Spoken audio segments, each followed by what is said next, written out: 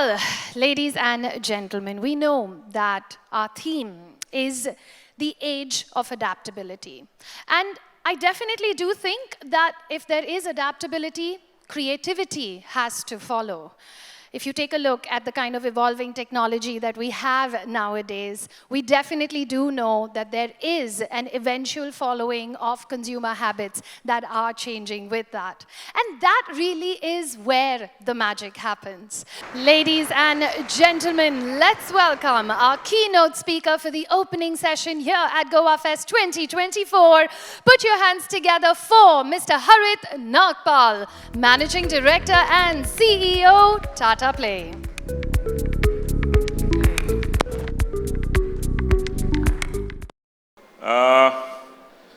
You know, 2 months ago, Rohit called me up and he said, "You have to speak at the Goa Fest." And I said, "Sure, I will, as you command."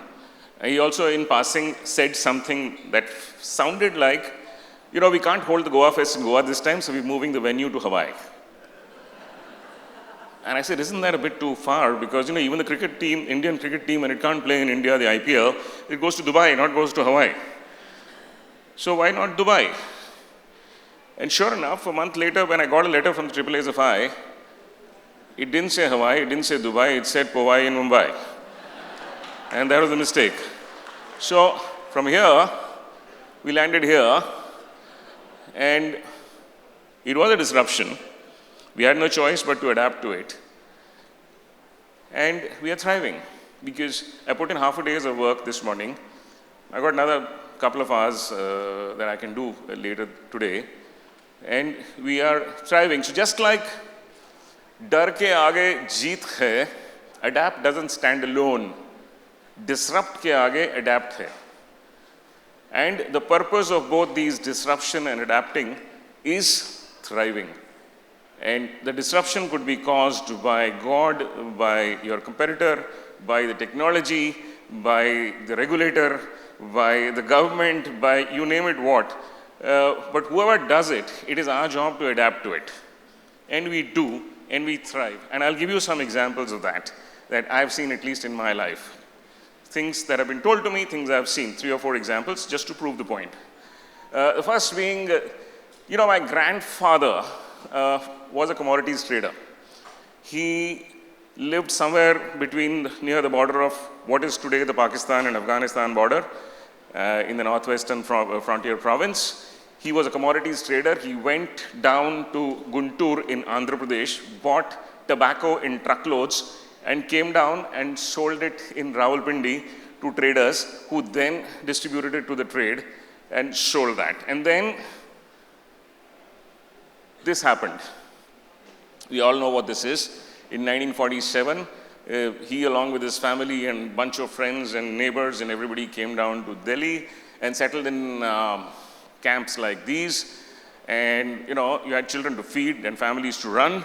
So you didn't have a choice, and all you knew was commodity trading. So what this man did was, he, along with his friend, landed up in Sadar Bazaar in Delhi, which is a commodities trading market, and started looking for what to do.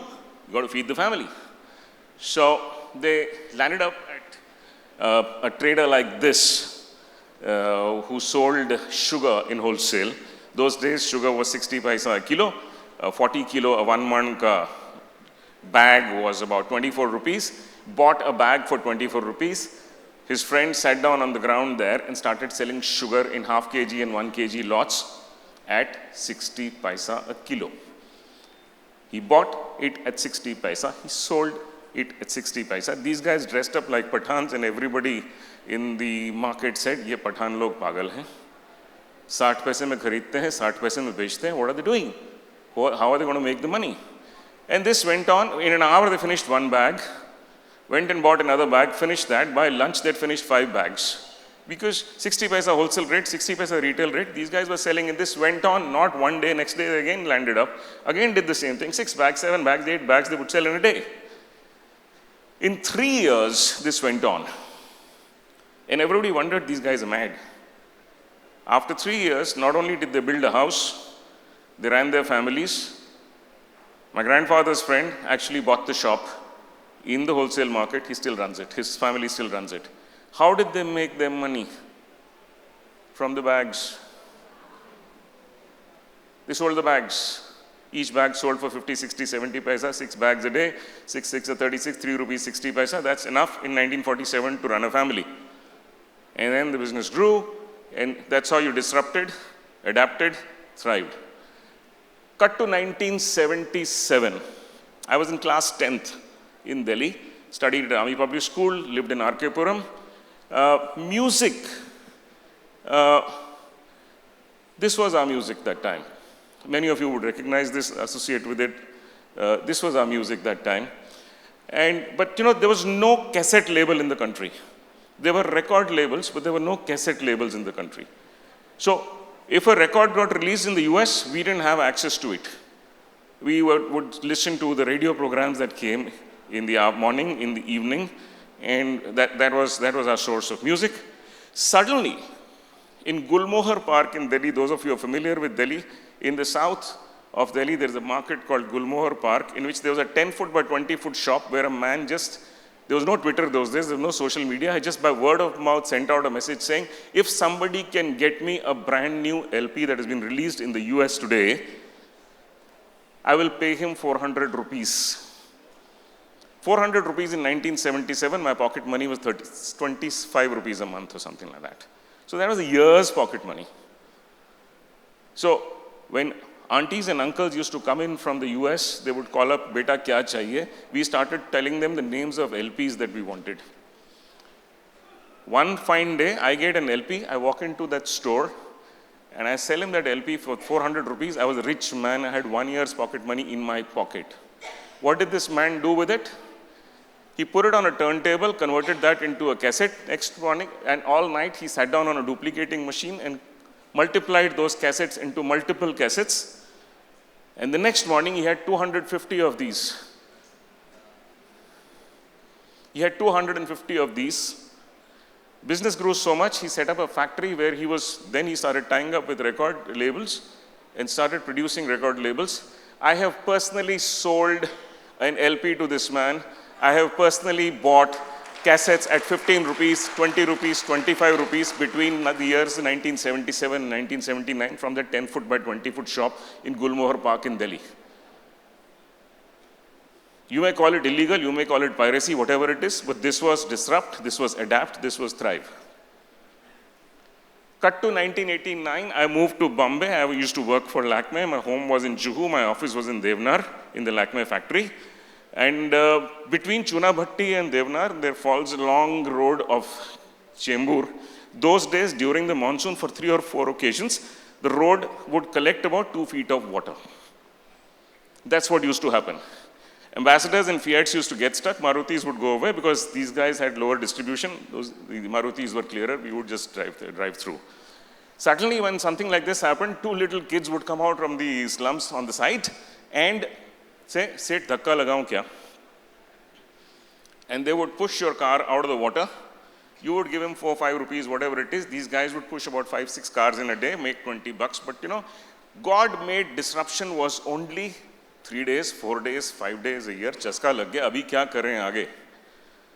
So those of us who've actually lived in Bombay in the late 80s, early 90s, some of you may have experienced, I've experienced it at least a couple of times after that I learned, that I was driving a Maruti 800 those days. If you parked your car somewhere and went for a meeting, when you came back and you drove your car, it would drive about 100 meters down the line, suddenly the car would stall. And then suddenly a mechanic looking kind of a guy would come in from somewhere on the side and say, "Seth, check karun kya?" And then he would open the bonnet, do some jiggery pokery there. While you looked, he went into the back of the car. And what they were doing was, the Maruti 800 had a very specific feature. The petrol tank was at the back. There was a pipe coming out of it, connecting it to the steel pipe underneath to the engine.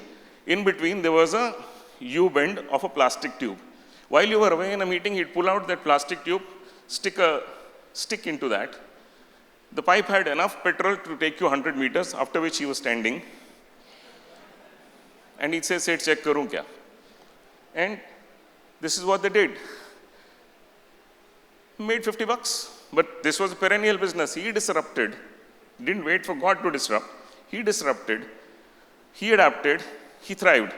They added some value to it subsequently. Now they would come in twos, and while he was looking into the bonnet, even if you were a sociology honors, didn't have anything to know about an engine, your thing is just to check in the engine case mein hota kya hai, dekho to say, let me have a look. And while you were looking, his colleague would go behind. This was value-added services they did. Just pick up a bag of yours. I've lost a briefcase once. So any of you who've lived in Bombay in the late 80s, early 90s, and have driven a Maruti 800, if you've not been through it, you didn't go for enough meetings, or you had a driver maybe. So that's another form of disruption. And then the mother of all disruptions has happened about 4 years ago. All of us know about it. You know, prior to 2000, there was a common phrase that our CFOs used to take us through, a process. It was called BCP. Have you heard of that? It's not a Punjabi acronym. It's called business continuity planning. So you would build scenarios, and then you'd say, okay, what if this were to happen? What would be our response to it? So the expected, unexpected was planned for. You planned the expected, unexpected, and that plan was supposed to kick in the moment that expected, unexpected happened. Could anybody have expected this unexpected? Suddenly we are in the era of unexpected unexpecteds. How do you plan for this? So planning goes for a task, totally, when you're struck with something like this. In fact, each one of us, at least every one of us in the company had Zoom, had Microsoft Teams installed on their laptops. If before COVID you gave me money to find that icon, I wouldn't have been able to. Today our life runs on it. We didn't know what it was, where it was, how do you find it? Video call, pagal hai, office jaate hain yaar. I mean, who goes there?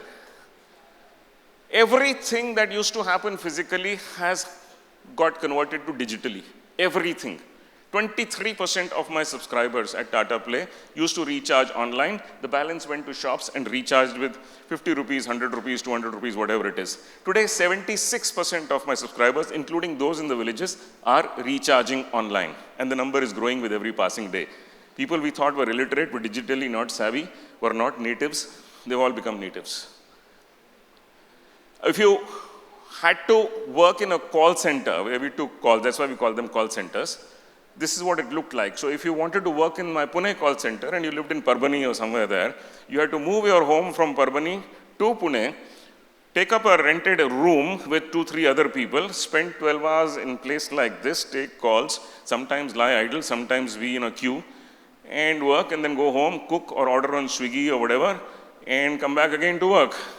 Today, 80% of our calls are taken in places like these by people like these, sitting in their homes. When the peaks happen, they are rostered. When the peaks are not there, half of them are not working. They're paid by the hour. People who can only afford to work for 3 hours and 4 hours a day, you know, girls that have got married, have children, homes to look after, are also taking calls from their respective villages and cities. And that's how 80% of our business is running. Our office looks something like this. There is no seat for anyone, fixed seat for anyone, including me. There is no room for anyone, including me. We all sit on open places. We sit wherever we find space. I come to work for about 1.5 days in a week. So does everybody else. Some people don't even come. Some people are living out of Indore and Goa and Nepal because they've got their kids admitted there because they don't need to have physical meetings. So this is how we're working. So COVID, which was a disaster. No, I don't want a property in Gurgaon, no. So COVID, which was a disruption, actually we adapted to it and are actually working much better off than we were then. So is disruption new? No, because invention of fire, invention of the wheel, invention of concrete, invention of the internal combustion engine, invention of penicillin, invention of flying, were all disruptions. We all got used to them. We all stepped on them and got better. And it didn't end there. It was, in the recent past, invention of the World Wide Web. the personal computer, the search engines, the mobile phone, the email, and now artificial intelligence are all recent disruptions. We've stepped on them, we adapted to them, our life is so much better. So disruption is not something that's new, disruption is not something that is ended, disruption is something that will continue. People often ask me, what do you think is going to be the next disruption? I said, I don't know what it is going to be. But I can only assure you, the next disruption is going to come faster than the previous disruption came, and is going to be more severe. So if the COVID took 100 years after the Spanish flu, the next one is not going to take 100 years, and it's going to be bigger. Because this chart tells you that the gap between each disruption with years passing is reducing. And each one is taking shorter time to reach 50% of humanity. And that's the reality, and this only up to 2010. 2020, 24 is another story altogether. We've all seen the numbers, the rate at which AI went up. So, 3 or 4 things. One, either you disrupt or somebody else is going to do it to you. So it's better that you eat your own lunch because somebody else will. And when is the right time to disrupt? The best right time to disrupt is when you're feeling comfortable. Because if you're feeling comfortable, that's the end of it. Somebody else also knows that you're feeling comfortable and he's out there to make you uncomfortable. So the best time to disrupt is when, and this is the most important part. If there's a bank who's got, say, 10,000 branches and 30,000 ATMs, and you want to, and he's the number one bank in the country, and you want to disrupt him and become the number one bank in the country, you cannot open 15,000 branches and 40,000 ATMs to disrupt him. You have to disrupt around the consumer and not around what is already existing in the industry. That's what a disruption is all about. What comes, there are some people who are able to disrupt and some people they can't disrupt. They can't cross the chasm. And what comes in the way of you and disruption? 2 or 3 things. First, obviously this. We are scared of cannibalizing. Once I am the market, very rarely would you see the market leaders disrupting. Very rarely would you see that happen. Very, very rarely. Because they're comfortable. They're scared of cannibalizing. If I disrupt now, and I've heard this in many boardrooms and many strategy meetings, if we do this, won't we lose our volumes? Well, if you don't do this, somebody else will kill you. So you may as well you do it. Eat your lunch before somebody else does. It requires courage, but that's the reality. I've worked in 6 industries in the last 40 years. I've sold cosmetics, coconut oil, colas, clothes, connectivity, and content, all C's, strangely. And each time I changed an industry, I was told, boss, this industry is different. What works in other industries doesn't work here. I'm sure some of you have been told that. And I said, look, hang on. Do you sell to Satan? Do you sell to the devil? Or do you sell to the customers, the same guys who buy airline tickets, life insurance policies, cars, colas, candies, anything? If a person is using a certain criteria to decide between different brands or different categories to buy something, can that change with categories? Because we are invariably technologies in search of customers. We're not looking for customer benefits and then going back and designing technologies. 9 out of 10 startups I've seen are technologies in search of customers. They are not somebody who's trying to look at the customer benefit and converting that into a proposition and then moving on. iPhone was one, and see where it is. Next, I'm told, boss, wo tumhare zamane mein hota tha. Today's Gen Z or millennials are different. I said, boss, hang on, yaar. Don't human beings respond to dopamine, oxytocin, testosterone anymore? Or have they invented new hormones? They haven't. These guys also have the same hormones. So we have to work on them. Another one. I just ran this poll about a couple of months ago on LinkedIn, just for a day. And I asked a simple question. Basic principles of business. Option 1, stay the same with time. B, change with time. 698 people voted in 24 hours. 83% of them said basic principles of business change with time. Why are they called basics? So when we start disrupting, we disrupt around the basics, which is wrong because, you know, the Schrodinger wave equation, the Newton's law of motion, Archimedes principle, the 4 P's of marketing, these are basics. Have they changed? Will they change ever? No way.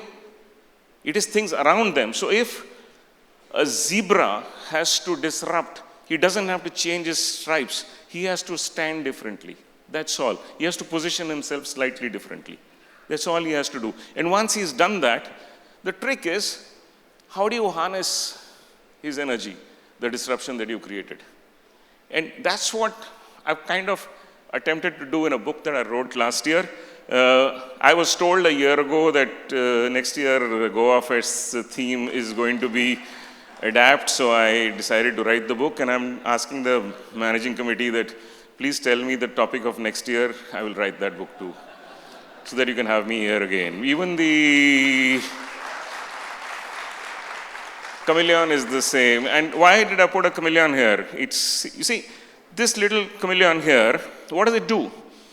It moves from green to brown area to desert and suddenly changes its color to brown. Why? What's the objective? The objective is very simple. Bach ke raho, marna nahi. Survive. Bach ke nikal lo, marna nahi. That is the only objective it has. Marna nahi. Survive. A chameleon 5 million years ago also had the same motive. The chameleon that is floating around outside in the lawns has the same motive. Has the life of a chameleon over the last 5 million years changed? The 5 millionth grandparent of the chameleon outside used to live the same life as the chameleon today is living. Bach ke nikal lo, marna nahi. What do humans do? Just raise your hand, anyone in this audience. If your life is worse than what it was, quality of life is worse than what it was 5 years ago, just raise your hand. There is one hand I see behind there. I need to meet you outside. We need to talk. You know? And I am sure our lives are going to be even better in the coming 10 years. Why? Because we don't adapt to survive. We adapt to thrive. Disruption नहीं होती तो हम create कर देते हैं और उस पे adapt करके आगे बढ़ जाते हैं. That's what we do. That's our job. That's what we do. So this is an easy story book. It doesn't have any 2x2 metrics. It doesn't have any fundas. It doesn't have any gyan in it as such. 10 stories set in 10 different geographies in 10 different industries. Sanjeev was talking to me and he says the first chapter he's lived in Bangladesh. He says, have you lived in Bangladesh? And I said, no, I've never stepped in Bangladesh. And he said, then how did you write a story about Bangladesh? I said, Google hai na yaar. We all adapt. So that's what we do. So there are 10 stories, 10 different industries, 10 sequences. I'll just give you a glimpse of some of them. I still have a lot of time at hand, so I can easily talk about it. So the first one is about a guy called Zia. Zia is a young student. He's a Bangladeshi from Dhaka. Parents live in Gulshan. Passes out from Yale or Princeton, I forget. I wrote this book about a year ago. Comes back home and says, Dad, I used to live off ready-to-cook food. There is no ready-to-cook food in Bangladesh. Great opportunity. Dad says, fantastic son, tu Yale se padh ke aaya hai, to tere ko sab pata hoga. And finances him, sets up a factory, goes back to US to research about something he's going to launch in Bangladesh, meets Shamsuddin, Sam for you, because he's lived in US for the last 20 years. He's the CEO of an MNC out there. And Shamsuddin asks him a very simple question. Who's your customer, Zia? Zia says, who do I care? Yeah, I don't want a flat in Gurgaon. So he says, how do I care? I will produce the product and I will place it in the market. Whoever buys is my customer. The market is barren. It's a virgin opportunity. Whoever buys will be my customer. He says, no, you need to not only need to know who's your customer, you also need to know who's not your customer, and that is more important than knowing who your customer is. Because most businesses do this. 20% of your customers give you 80% of the revenue and margin, and 80% of the customers give you 20% of the revenue. These customers better be on your competitors' P&L, these customers better be on you. We've done that many a times. In my businesses, I've had many of my competitors perishing because we gave them an easy run on easy go customers and then they perish. Because they get the customers, but they don't make money on them. So, because these guys sometimes are difficult to distribute, reach out to, difficult to communicate to, they buy once in a while, they are discount seekers, they only buy when you're on a markdown or whatever. Zia doesn't care. मुफ्त का पैसा है. Opportunity hai. Why should I listen? I don't want to miss this opportunity. And he goes and launches the product, and then the story goes about how he misses the segment, first segment, second segment, third segment, and finally there is a hope that he will settle for the fourth segment, which he should have thought of earlier. And another point it makes is that customer segments are like shifting sands. They are not constant. Even if you have zeroed in on a customer segment that you want to settle in for, they are changing. Almost all of us, my people my age, I will confess that when we were growing up, we washed our body and hair with the same soap. Right or wrong? People my age. That's why this. So, and when I started working in 1985, I started by selling shampoo, and shampoo penetration was about 2%, and then it went to, by 2020, it went to, I think, about 40%, and then went to 60%, and today it's about 95% or so. That's about the number that I read. Shampoo has not become cheaper, but there are more people who can afford shampoo. So this is the income breakup of our country. This chart has been produced by Bain & Company. Many research agencies have produced it. I've been following this for the last 10 odd years, and it's always been true. We are sitting somewhere here right now. These people who are here were here, and these people who are here were here, and these people who are here will be here, and these people who are here will be here very soon. So if the stock market is going up, it's not any magic wand. It is that 100 million people are going to be added to this consuming class. The same thing has happened to face creams. The same thing has happened to toothpaste. Till about 20 years ago, toothpaste was a 45% penetrated category. The others used the Manjan and Datun and everything. Today, it's about 95%, I believe. That's where it is. More people are able to afford the toothpaste, and that's how things are moving. So sometimes people's incomes are an opportunity. Rising incomes are an opportunity, and marketers need to be ready to adapt to those rising incomes. Sometimes technologies are an opportunity. I have listened to my Sachin Dev Burman and my Hemant Kumar on each of these devices as I've grown older. Each of these devices. I bought my first CD, I remember in the late 90s, for 600 rupees. I've even bought a CD at HMV store on Oxford Street for 25 pounds. And then they became 25 rupees.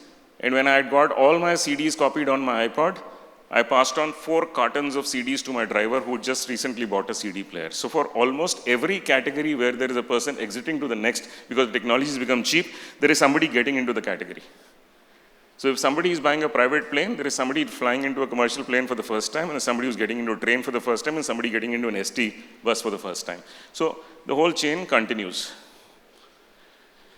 The next story is about a guy called Marco who's in Milan. He runs a tabloid. Tabloid sales are sinking. He sacked his staff twice and rehired them twice, but nothing has changed.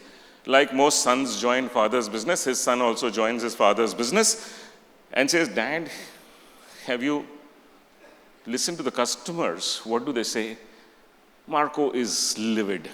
He says, "Did Steve Jobs go around asking people how to build an iPhone?" And then the rest of the story continues on how the son galvanizes the leadership team into going to various customers' homes, listens to them, they build a strategic plan, and things move on. The next story is about this lady called Noor who takes over the number one air conditioning brand in Malaysia, which is losing money. And not only is it, because it's a commoditized market, everybody's got the same technology, same prices, same whatever. And everybody's lost his shirt, and she's also onto her last pair of garments. And then she starts thinking, as to what to do, because I need to build a sustainable competitive advantage, not just a competitive advantage, but a sustainable competitive advantage. And then she disrupts the whole differentiation process, and she says, if a competitive advantage is not based in a process, it is not a sustainable competitive advantage, because price is not a sustainable competitive advantage. I drop price, somebody else will drop price in the next half an hour. It has to be based in process. If it's based in process, the other guy will take 6 months at least to copy me, by which time I'll be 6 more months ahead. And she discovers one and takes it forward. We now jump to the year 2081. This is the 12th or 13th moon of Jupiter, called Europa. This is the most inhabitable place for humans. Human beings have started being sent. Today is the day when 1 millionth human being, guy called Ron, is being beam me up Scottied to Europa. And what's his job? What is the 1 millionth human being going there for? To boost the sales of apparel and accessories in Europa. हम जहाँ भी जाते हैं गंद करते हैं. That's what we do. So he goes up there, and over the next 1 year, he tries to figure out various means of reaching customers, various distribution channels, and he sets them up and learns through them. One important lesson that this story argues is about, do you reward efforts of people or do you reward achievements? Now, a lot of us have lived our lives just rewarding people's achievements, not their efforts. Very few people are as evolved today to say, okay, I will reward the person's efforts. And the belief is that if we start rewarding people's efforts, chances are that he'll build processes for the partners, sales processes and everything else in a manner that you'll get more sales anyway. If you reward only achievements, then corners will be cut. But very few of us have the courage to disrupt this process. Even I'm struggling. The next story is about two small banks that join up in Ghana to become a big bank. People say two small dogs can only make a big noise, not a big dog. Well, the owner of one of the banks doesn't believe that. He's out there to build a strong banking brand in Ghana. In fact, he works very hard on his drive to the office and his drive back from the office every day, talking to his people, how to build a brand. His driver, who's driving the car, is listening to him while he's talking to his people about how to build a good banking brand. And he uses those learnings to teach his son, who's opening a grocery store in the driver's colony, about what branding is all about. And there's an interesting conversation in this chapter where the father asks the son, how is your friend doing so-and-so? And he says, I don't like him anymore. I don't meet him. Why? He's spending way beyond his means.